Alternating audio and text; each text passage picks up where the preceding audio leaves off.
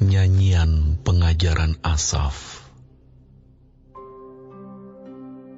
Pasanglah telinga untuk pengajaranku, hai bangsaku. Sendingkanlah telingamu kepada ucapan mulutku. Aku mau membuka mulut mengatakan amsal. Aku mau mengucapkan teka-teki dari zaman purbakala.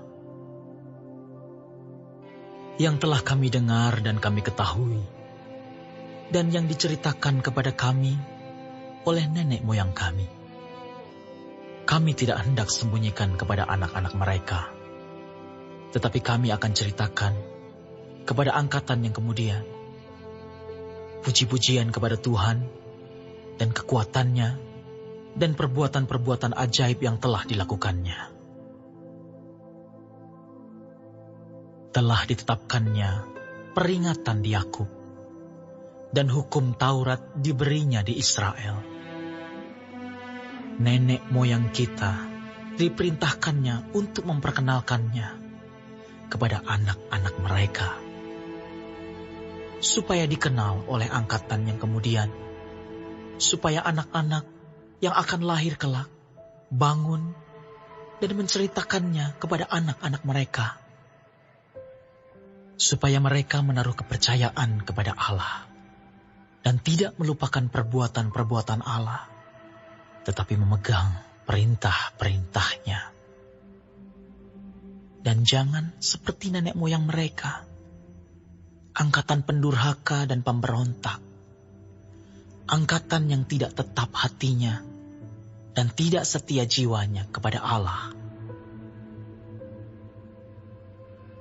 Bani Efraim, pemanah-pemanah yang bersenjata lengkap, berbalik pada hari pertempuran. Mereka tidak berpegang pada perjanjian Allah dan enggan hidup menurut Tauratnya. Mereka melupakan pekerjaan-pekerjaannya dan perbuatan-perbuatannya yang ajaib yang telah diperlihatkannya kepada mereka. Di hadapan nenek moyang mereka, dilakukannya keajaiban-keajaiban. Di tanah Mesir, di padang Zoan, dibelahnya laut, diseberangkannya mereka, didirikannya air sebagai bendungan. Dituntunnya mereka dengan awan pada waktu siang, dan semalam suntuk dengan terang api. Dibelahnya gunung batu di padang gurun. Diberinya mereka minum banyak air, seperti dari samudera raya. Dibuatnya aliran air keluar dari bukit batu, dan dibuatnya air turun seperti sungai. Tetapi mereka terus berbuat dosa terhadap Dia, dengan memberontak terhadap Yang Maha Tinggi di padang kering. Mereka mencobai Allah dalam hati mereka, dengan meminta makanan menuruti nafsu mereka. Mereka berkata terhadap Allah, "Sanggupkah Allah menyajikan hidangan di padang gurun? Memang Ia memukul gunung batu, sehingga terpancar air dan membanjir sungai-sungai. Tetapi sanggupkah Ia memberikan roti juga? Atau menyediakan daging bagi umatnya?" Sebab itu, ketika mendengar hal itu, Tuhan gemas. Api menyala menimpa Yakub, bahkan murka bergejolak menimpa Israel. Sebab mereka tidak percaya kepada Allah dan tidak yakin akan keselamatan daripadanya. Maka Ia memerintahkan awan-awan dari atas, membuka pintu-pintu langit, menurunkan kepada mereka hujan mana untuk dimakan, dan memberikan kepada mereka gandum dari langit. Setiap orang telah makan roti malaikat. Ia mengirimkan perbekalan kepada mereka berlimpah-limpah. Ia telah mengembuskan angin timur di langit dan menggiring angin selatan dengan kekuatannya. Ia menurunkan kepada mereka hujan daging seperti debu banyaknya, dan hujan burung-burung bersayap seperti pasir laut. Ia menjatuhkannya ke tengah perkemahan mereka, sekeliling tempat kediaman itu. Mereka makan dan menjadi sangat kenyang. Ia memberikan kepada mereka apa yang mereka inginkan. Mereka belum merasa puas, sedang makanan masih ada di mulut mereka. Maka bangkitlah murka Allah terhadap mereka. Ia membunuh gembong-gembong mereka dan menewaskan teruna-teruna Israel. Sekalipun demikian, mereka masih saja berbuat dosa dan tidak percaya kepada perbuatan-perbuatannya yang ajaib. Sebab itu, ia membuat hari-hari mereka habis dalam kesia-siaan dan tahun-tahun mereka dalam kekejutan. Apabila ia membunuh mereka, maka mereka mencari dia. Mereka berbalik dan mengingini Allah.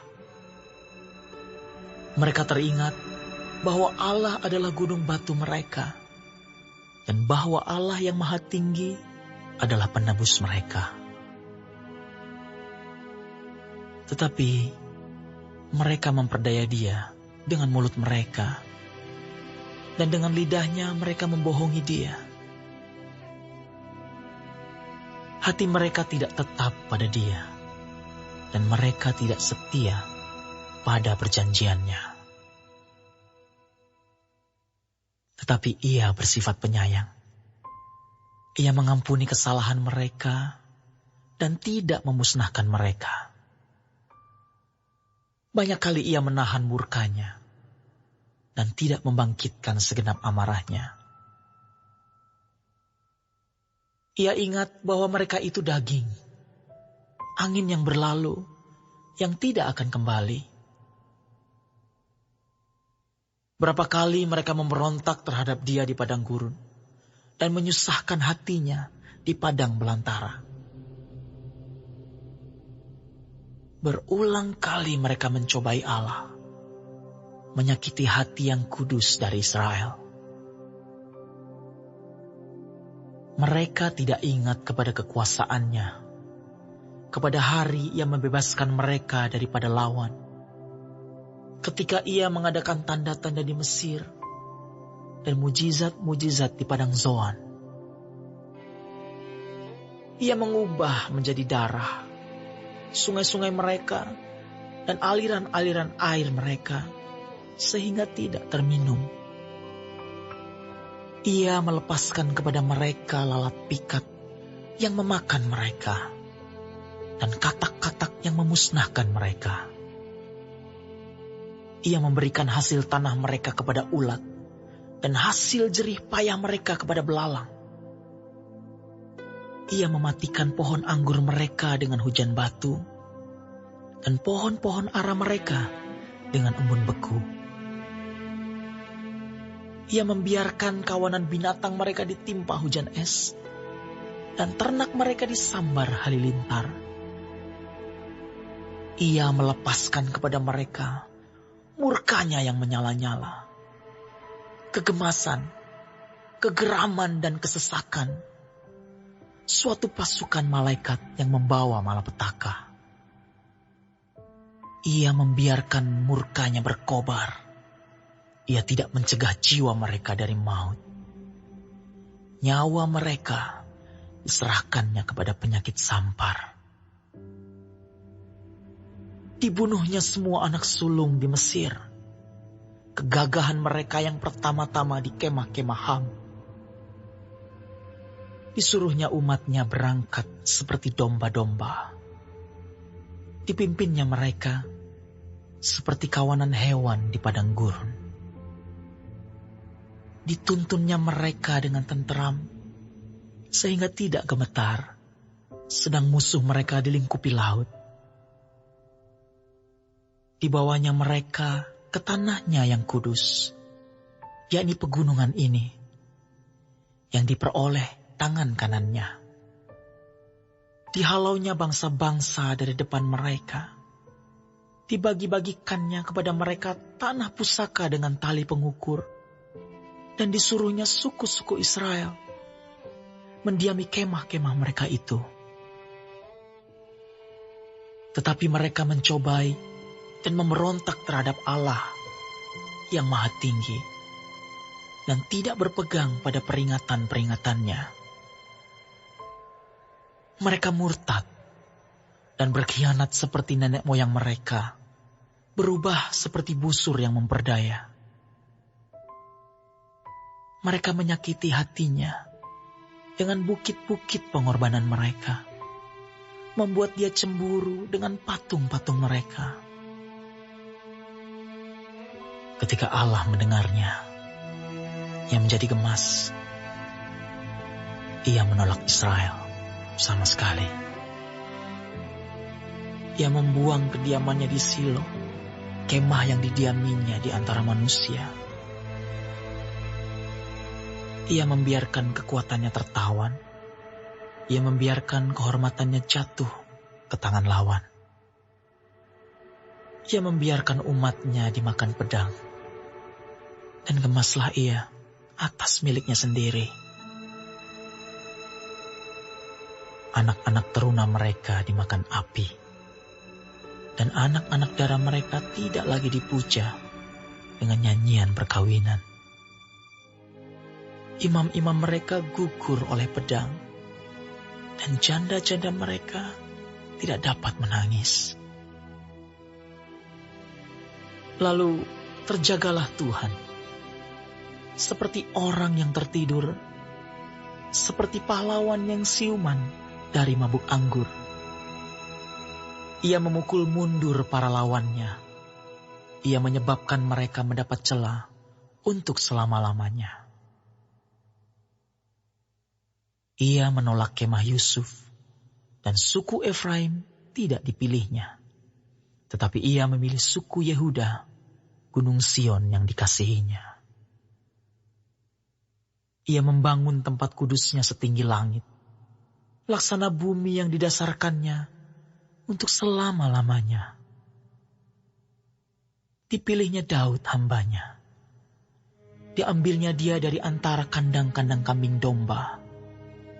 Dari tempat domba-domba yang menyusui didatangkannya dia untuk menggembalakan Yakub umatnya dan Israel miliknya sendiri.